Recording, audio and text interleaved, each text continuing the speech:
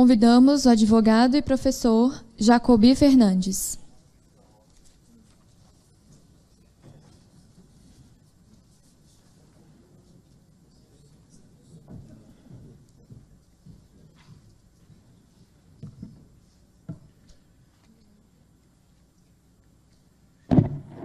Boa noite a todos. Certamente, os senhores não podem esperar que eu ocupe a tribuna para falar qualquer coisa depreciativa em relação ao Tribunal de Contas da União, nem em relação a qualquer Tribunal de Contas. Né? Devotei muitos anos da minha vida na valorização do Tribunal de Contas e posso afirmar que, muitas vezes, sozinho, percorri corredores do Congresso Nacional que pretendiam a extinção dos tribunais de contas, sob vários pretextos.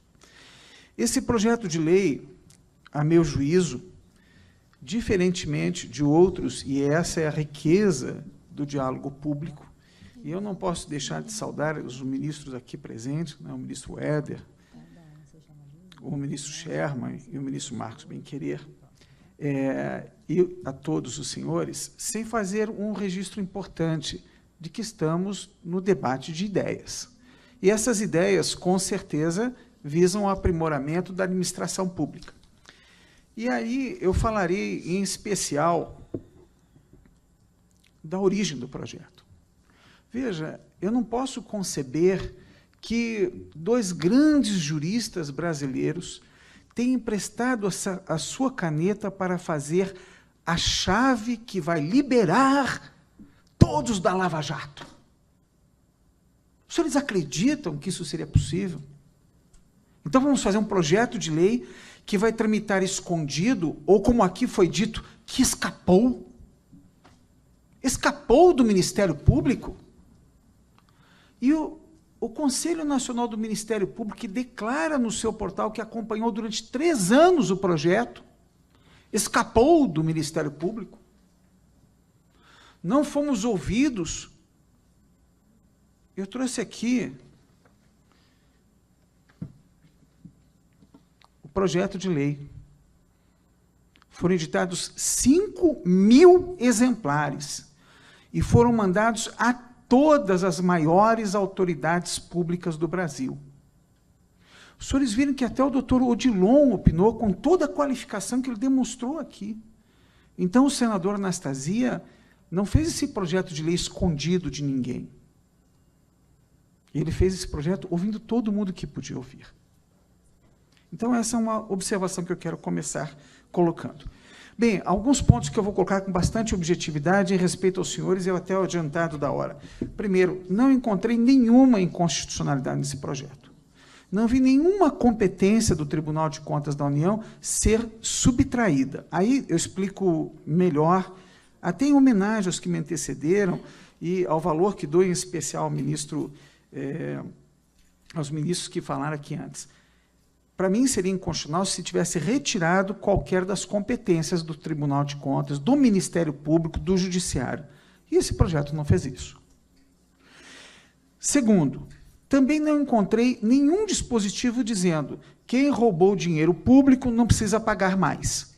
Não encontrei nenhum indicativo de redução de dano, mas encontrei algo que já é feito, a possibilidade de negociar inclusive pagamento de débito, e negociar, sobretudo, como será ajustada a decisão do Tribunal de Contas, do Ministério Público, do Judiciário, ao meu dia a dia. Aí vem um ponto importante que eu queria colocar.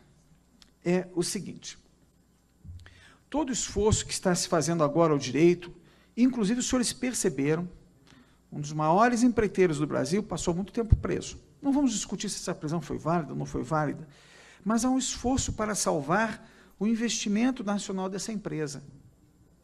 E existem mecanismos que o Tribunal de Contas tem e que ainda usou timidamente, e pode usar mais. Afastar o gestor público e negociar o retorno à legalidade do ato. E é uma competência muito tímida que os tribunais de contas exercem. Eles têm o poder previsto em lei de afastar o mau gestor público. é complicado, é desgastante, mas tem um poder extraordinário. Além disso, quando se fala em consequência prática da decisão, veja, o que eu imagino que esses dois juristas fizeram, e não foram só eles, meu estimadíssimo amigo Marçal Justen também contribuiu para o debate, aqui tem artigo dele. Grandes juristas opinaram aqui. Veja, eu imagino consequência prática exatamente como está no artigo 5º, atualmente em vigor. E ele diz que o juiz vai atender aos fins sociais. Mais do que isso, está no artigo 71, inciso 9 da Constituição, que o Tribunal de Contas determinará a aplicação prática do que aqui determina. Então, esse poder existe. Mas o projeto não é inútil. Ah, se já existe, é inútil. Não é inútil porque ele organiza conceitos que estão afetando a segurança jurídica. Sobre isso eu vou falar mais um pouquinho no final. O Tribunal de Contas tem um outro poder extraordinário, mas que fechou um pouco as portas para ele. Veja, até porque a demanda era muito grande. Ele pode responder consulta, fixando a tese, exatamente como já existe no artigo 1º da Lei Orgânica do Tribunal de Contas. O valor de poder enfrentar na tese e abreviar o esforço do gestor público, que está lá tentando, vamos partir de uma realidade que nós não estamos querendo enxergar. 99% dos gestores públicos são honestos. É a minoria que está gerando a manchete de jornal. É a minoria que está levando muito dinheiro embora. Mas, caramba, esses dias mesmo, eu estava na frente de uma pessoa, num balcão público, e a pessoa... Eu disse, puxa, mas que atendimento maravilhoso que você me dispensou. A pessoa não me conhecia, falou assim, eu sou servidor público, só cumpri o meu dever.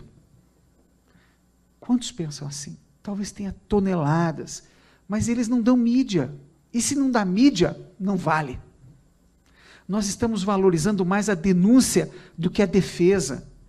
E eu fui à Controladoria Geral da União e perguntei por que é que a acusação está no site de vocês e a defesa do servidor não foi colocado lá com o mesmo tamanho das letras. Porque a acusação vende.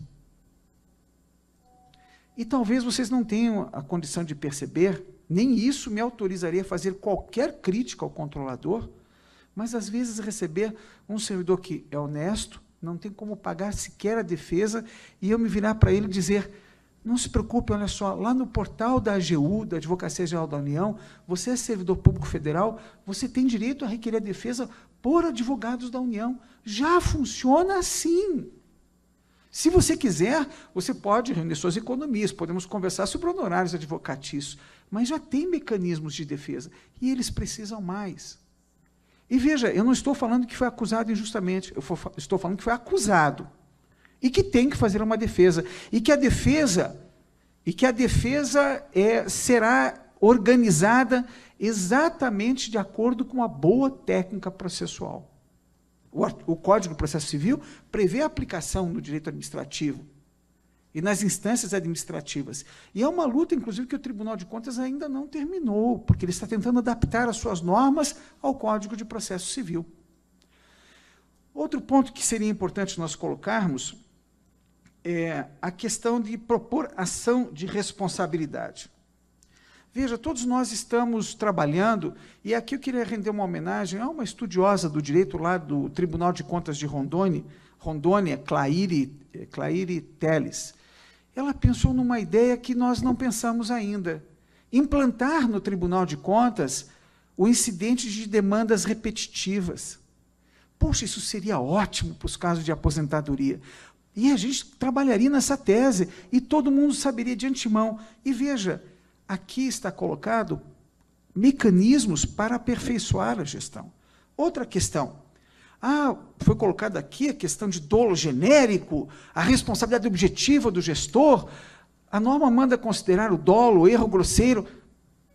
Esperem um pouquinho. Isso existe. E tem que existir. Porque, olha só, atualmente, a ideia é que cabe ao gestor o ônus de comprovar a regular aplicação dos seus recursos públicos. Isso não é uma deformação das leis dos tribunais de contas, não. É assim. É o ônus da prova e incumbe a quem alega. Se eu digo que transferir dinheiro a um servidor público, ele tem o dever de prestar contas. E é um dever objetivo, sim. Caberá, como faz o Tribunal de Contas, citá-lo para ferir o dolo ou culpa. Mas é um dever objetivo. Que essa norma vem, ela vai e conceitua o que é dolo. E aí eu reparo, o ministro Herman Benjamin, que eu estimo muito, e que tenho a certeza da reciprocidade também, falou assim, doutrina, jurisprudência, parecer. Pois vocês têm aqui 2 juristas, eu e o Marçal Justen, que já recusamos dar parecer. Ou porque estava no nosso livro, ou porque não acreditamos. Eu sei disso porque um cliente que ele rejeitou chegou a mim. O senhor pode dar um parecer nesse sentido? Eu disse, é mesmo. E olha, o Marçal Justen não quis dar, não. Eu disse, é mesmo. Ah, porque no livro ele sustenta a tese contrária à minha no meu livro. Veja a integridade. Então, veja, não estou defendendo aqui, mas é importante, se basear em doutrina e jurisprudência. Não é justo que a gente diga para o gestor, você ouviu o parecer jurídico, deu um parecer jurídico dizendo que você podia fazer, mas agora estou acusando você e você está sozinho. Não, ele não está sozinho, ele se acautelou de ter um parecer jurídico, que está nos autos. Eu até acho que aquele que deu o parecer jurídico deveria vir defendê-lo. Por isso, ele sustentou a tese. E isso eu não estou falando nada extraordinário. Veja o que faz o Superior Tribunal de Justiça. O Tribunal de Contas aqui, em alguns dos seus acórdãos, já referiu o princípio da aderência a diretrizes e normas. Ou seja, o gestor, quando atua, ele tem que escolher entre várias possibilidades de concretização do interesse público, a que ele considera mais correta. E já teve até acórdão dizendo isso, paridade de tempo. Olha só, deixa eu colocar, começou a tribuna livre, ok? Os 2 que me antecederam falaram 15 minutos. Eu já estou encerrando, tá bem? Então, veja só, colocando aqui agora, de uma forma bem objetiva, quando muda uma doutrina, nós temos que nos atentar a quê? Um tempo para adaptação. É assim com a norma inconstitucional. Pois muito bem, mais duas coisas que eu tenho que falar, e é realmente para encerrar. Buscamos seguranças jurídicas para justificar e aproveitar bons investimentos no Brasil. Segurança jurídica. Hoje, aqui, foi dado o maior exemplo que justifica a sanção integral da norma. Os senhores sentados numa cadeira confortavelmente, ouviram teses diferentes sobre um tema. 5 questões. Imagine o gestor, todos os dias, tendo que decidir com pressa.